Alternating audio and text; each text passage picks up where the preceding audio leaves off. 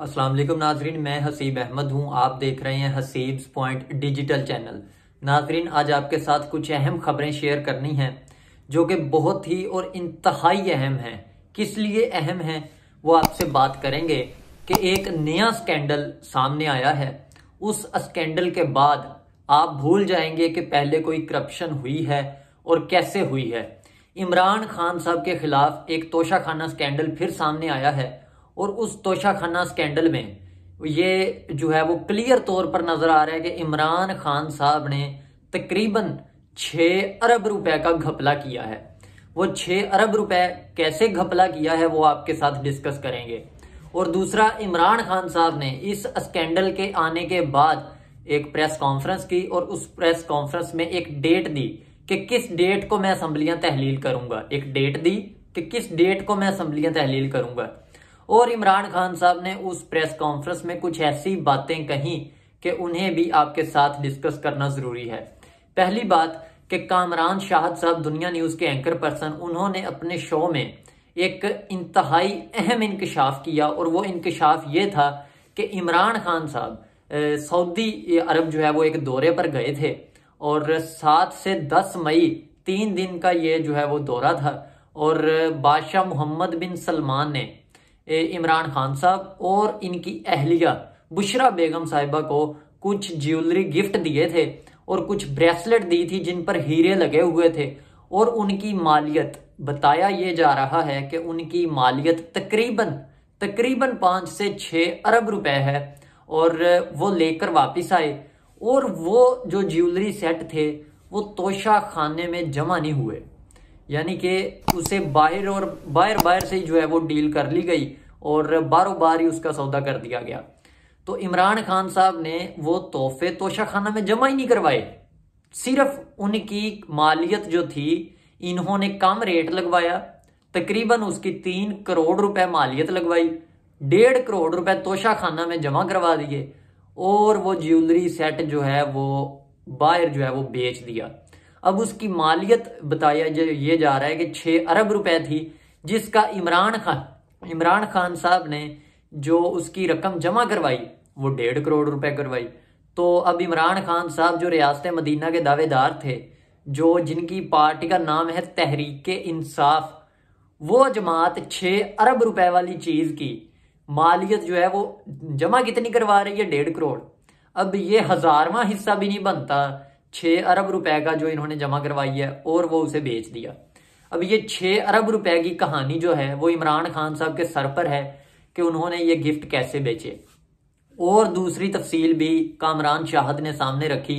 दूसरी तफसील ये थी कि बादशाह मोहम्मद बिन सलमान ने पाकिस्तान में अपने सफीर के जरिए इमरान खान साहब और उनकी अहलिया को गिफ्ट भेजे और वो गिफ्ट भी ब्रेसलेट और ज्वेलरी सेट ही थे और उनकी मालियत तकरीबन 3 अरब रुपए थी, जो इमरान खान साहब ने उनकी भी तोशा खाना में कोई डिक्लेरेशन नहीं की कि हमें कोई गिफ्ट मिला है और वो भी जो है वो बारों बार ही बेच दिया।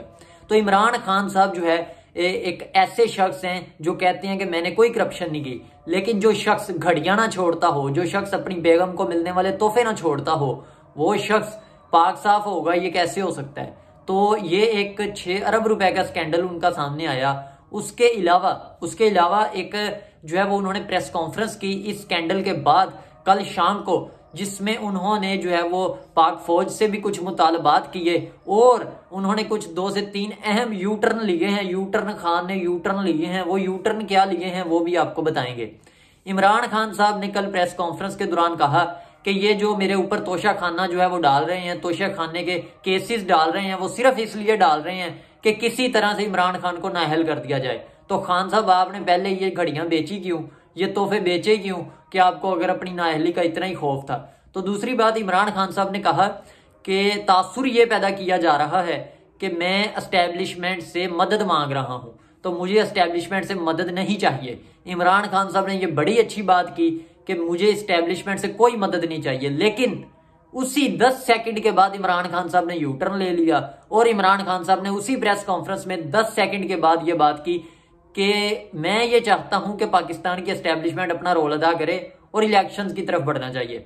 अच्छा, इमरान खान साहब एक तरफ आप कह रहे हैं कि एस्टेब्लिशमेंट से मदद नहीं चाहिए, दूसरा आप कह रहे हैं कि एस्टेब्लिशमेंट जो है वो इलेक्शन लेकर दे, और तीसरी बात इमरान खान साहब कर रहे हैं कि मैं चाहता हूं कि एस्टेब्लिशमेंट पाकिस्तान की न्यूट्रल रहे। अब याद रखें कि इमरान खान साहब ने 2 से 2.5 माह पहले तकरीरों के दौरान बार बार एक बात की कि मैं न्यूट्रल का लफ्ज जो है वो जानवर के लिए इस्तेमाल करता हूं। न्यूट्रल जो होता है वो जानवर होता है, क्योंकि अल्लाह ताला ने इंसानों को शऊर दिया है, इंसानों को अमर बिल मारूफ का जरिया बताया है कि आपने नेकी के साथ खड़े होना है या बदी के साथ खड़े होना है। तो आप कभी भी न्यूट्रल नहीं रह सकते, क्योंकि न्यूट्रल जानवर होता है, जानवर को अक्ल नहीं होती और वो न्यूट्रल रहता है। आपने इमरान खान साहब ने न्यूट्रल को जानवर से तशबीह दी, और कल इमरान खान साहब ने कहा कि मैं चाहता हूं कि एस्टेब्लिशमेंट न्यूट्रल रहे। ठीक है, अब ये बात की, चलें ये बात भी मान लेते हैं कि खान साहब ने कह दिया कि एस्टेब्लिशमेंट जो है वो न्यूट्रल रहे, बड़ी अच्छी बात की, लेकिन उसके फिर 10 मिनट के बाद उसी प्रेस कॉन्फ्रेंस में कह दिया कि मैं चाहता हूं कि एस्टेब्लिशमेंट अपना रोल अदा करे, सबको अपना रोल अदा करना चाहिए, और एस्टेब्लिशमेंट को चाहिए कि वो हमें एक पेज पर बैठाए सबको और इलेक्शंस की तरफ बढ़ा जाए। अब खान साहब की अक्ल को कोई समझाने वाला हो, इसके जो पास रहते हैं शाह महमूद कुरैशी जैसे, असद उमर जैसे, इनको चाहिए कि खान साहब को समझाएं कि अगर एस्टेब्लिशमेंट न्यूट्रल हो जाती है, इसका मतलब है कि एस्टेब्लिशमेंट ना तहरीक इंसाफ की सपोर्ट करेगी ना नून लीग की सपोर्ट करेगी। तो इसका मतलब है कि जो है वो एस्टेब्लिशमेंट वो साइड पर है, एस्टेब्लिशमेंट आईनी काम कर रही है, एस्टेब्लिशमेंट गैर आईनी काम नहीं कर रही, किसी हुकूमत को सपोर्ट नहीं कर रही। एक तरफ इमरान खान साहब कह रहे हैं कि आप न्यूट्रल हो जाएं, दूसरी तरफ साथ ही उन्हें गैर आईनी काम करने के लिए कह रहे हैं, क्योंकि एस्टेब्लिशमेंट, फर्ज करें एस्टेब्लिशमेंट न्यूट्रल हो जाती है, इसका मतलब है कि एस्टेब्लिशमेंट सियासत में मुदाखलत नहीं करेगी। तो खान साहब उसी 10 मिनट के बाद ये क्यों कह रहे हैं कि एस्टेब्लिशमेंट जो है वो मुदाखलत करे और हमें इलेक्शंस लेके दे? ये काम भाई एस्टेब्लिशमेंट का है कि आपको इलेक्शन लेकर दे। जब आप 4 साल कुर्सी के साथ चिमटे हुए थे और अपोजिशन कह रही थी कि इलेक्शन दो, तो तब आप कहते थे कि जी जनरल बाजवा साहब जो हैं वो एक न्यूट्रल और बहुत ही अच्छे जो है वो आर्मी चीफ हैं। नवाज शरीफ ने जो आर्मी चीफ के बारे में जुबान इस्तेमाल की है वो बहुत ही काबिल मजम्मत है, ये खान साहब आप कहा करते थे। तो खान साहब ने अपनी इन बातों को समेट के एक और नया जो है वो बात कही कि इमरान खान साहब ने कहा कि जनरल बाजवा ने वो किरदार अदा किया है जो कोई दुश्मन भी पाकिस्तान के साथ अदा ना करता। जनरल बाजवा ने जो है वो इन्हें सहूलतकारी फराहम की, जनरल बाजवा ने जो है वो इतने बुरे थे, जनरल बाजवा इतने बुरे थे। तो खान साहब कल तक जनरल बाजवा के बारे में तारीफों के पुल भी आप ही बांधा करते थे, तब अपोजिशन नहीं बांधा करती थी। नवाज शरीफ अपने जलसों में जनरल बाजवा का बार बार नाम लेते थे कि इन्होंने हुकूमत हमारी गिराई, लेकिन उस वक्त आप जो है वो आपको इक्तदार प्यारा था। जब आपके नीचे से जो है वो कलीन खींचा गया, इक्तदार का जो कलीन था वो खींचा गया, कुर्सी खींची गई, साथ ही आपको हर चीज सही नजर आने लग गई, हर चीज जिसमें अब आप कह रहे हैं कि जनरल बाजवा ने हमारे साथ ये किया, हमारे साथ वो किया। तो तब आप कहाँ थे जब आप ये कहते थे कि जनरल बाजवा से ज्यादा डेमोक्रेटिक और जो है वो एक नेक नीयत और जनरल बाजवा एक न्यूट्रल शख्स हैं जो अदारे को मजबूत कर रहे हैं, और आज आप कह रहे हैं कि इन्होंने अदारे को कमजोर किया है। तो खान साहब जो हैं वो अपने सपोर्टर्स को हर दफा एक नई ट्रैक की बत्ती के पीछे लगाते हैं, और ये बात नहीं है कि उनके सपोर्टर उनके पीछे नहीं आते हैं, लेकिन खान साहब अपनी बात पे नहीं रहते। इमरान खान साहब एक ललकार मारते हैं, सारे सपोर्टर, सारे MNA MP उनके पीछे खड़े हो जाते हैं। ठीक 10 मिनट बाद, ठीक 5 दिन बाद, 10 दिन बाद, 20 दिन बाद वो अपनी बात पे कायम नहीं रहते, और पीछे वाले कहते हैं वाह वाह खान साहब वाह जबरदस्त।